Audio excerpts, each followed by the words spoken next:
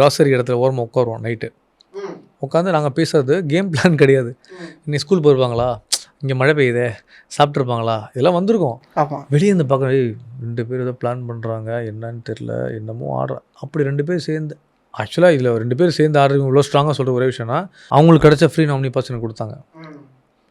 அப்போ கொடுத்தவொன்னே அக்செப்ட் பண்ணல. நான் என்ன சொன்னேன், எனக்கு வேணாம், நீ பார்த்துக்கலாம். இல்லை நான் அந்த கேம் ஆடிட்டேன், நம்ம 2 பேர் சேர்ந்து வந்துட்டோம்ல, கன்ஃபார்மாக நம்மளை என்ன பண்ண முடியாது, உங்களை கண்டிப்பாக அதை ட்ரை பண்ணுவாங்க. கடைசி வரைக்கும் தான் ட்ரை பண்ணாங்க. நான் கேம் ஆடினதுக்கு தனியாக ஆடினதுக்கு அப்புறம் தான் நம்ப ஆரம்பித்தாங்க. அது கண்டிப்பாக இருக்கும்ல. ஏங்க என்னை பொறுத்த வரைக்கும் ஒன்று என்னன்னா, தனியாக உட்காந்து பேச தப்பு கிடையாது. ஏங்க புருஷன் முன்னாடி அமைச்சிருக்கீங்கன்னா தனியாக உட்காந்து பேசாதே கப்பல் தானுங்க. இல்லை எனக்கு புரியவே இல்லை. அதுக்கு ஒரு அங்கே ஒரு கேஎஸ் ஏற்படுத்தலை, நான் உடன்படல. ஓகே, விக்ரம் சொன்னதை நான் அக்செப்ட் பண்ணிக்கிறேன். எமோஷனல் பாண்டிங் உங்களுக்கு இருக்குது, அது தாராளமாக அது பெரிய ஒரு ப்ளஸ், அதை அக்செப்ட் பண்ணிக்கிறேன்.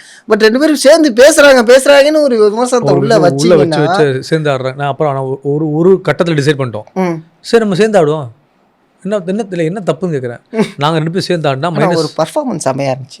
அதை சொல்லவே இல்லை சார், நிறைய விஷயத்த வெறும் குறைகளை மட்டுமே பேசிட்டோம்ல. இல்லை நான் சொன்னேன், சரி 2 பேரும் சேர்ந்து ஆடுவோம், என்ன பண்ணலாம், என்ன பண்ண முடியும் உங்களால், 2 பேர் குத்துவீங்க ஓட்டு பரவாயில்ல. ஆனால் எல்லா பதினஞ்சு வாரமும் வந்தவன் பெரிய ஆள் தான், போயிட்டு நான் பப்ளிக் சந்திச்சு வெளியே வரேன்ல. ஆமாம், அந்த ஒரு சுச்சுவேஷன் நான் ஃபிக்ஸ் பண்ணோம். என்ன ஆடினாலும் நீங்கள் ஒன்றா ஆடுறேன்னு சொல்லிட்டு, அப்போ ஏன் உங்களுக்காக தான் அந்த ரெட்டே கொடுக்குறேன் சொல்லி கொடுத்தா என் கேமை மாற்றுறேன். அது அவங்ககிட்ட எதுவுமே சொல்லலை. அது என்னடா இது மோர் அஃபெண்ட் ஆகிட்டாங்க. ஆனால் அதுவும் அவங்களுக்கு தெரிஞ்சிருக்கும், நான் கேம் தான்.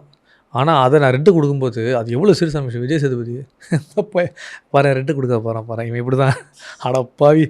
அது அவங்களுக்கு என்னென்னா, அது நான் ஒரு கேம் ஆடுறேன்னு நினச்சிட்டாங்க. அதில் 4 நாள் நாங்கள் ஒன்றும் பேசலையே.